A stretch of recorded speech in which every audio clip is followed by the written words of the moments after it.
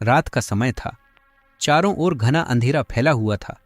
रवि अपनी बाइक पर एक सुनसान रास्ते से घर लौट रहा था। वह रास्ता एक घने जंगल से होकर गुजरता था, जिसे गांव के लोग भूतिया जंगल कहते थे।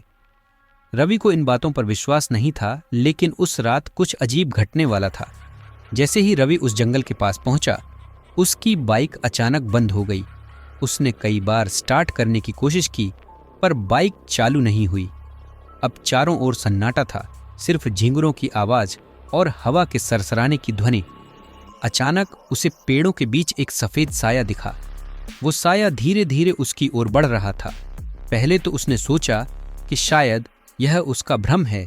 उसने अपने चारों ओर देखा, लेकिन रास्ते पर वह अकेला था। उसकी सांसें तेज हो गईं।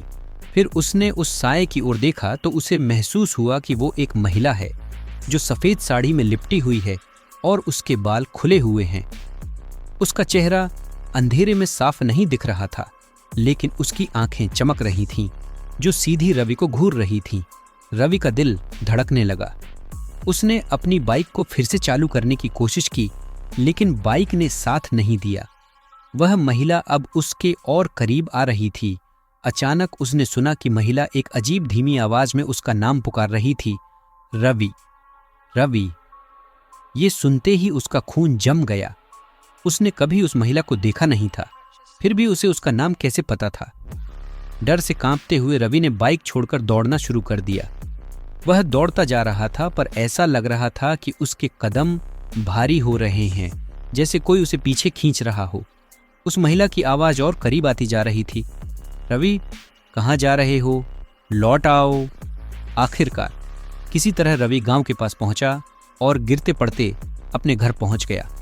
उसने दरवाजा जोर से बंद कर दिया, परंतु उस रात के बाद रवि की हालत बहुत बिगड़ गई।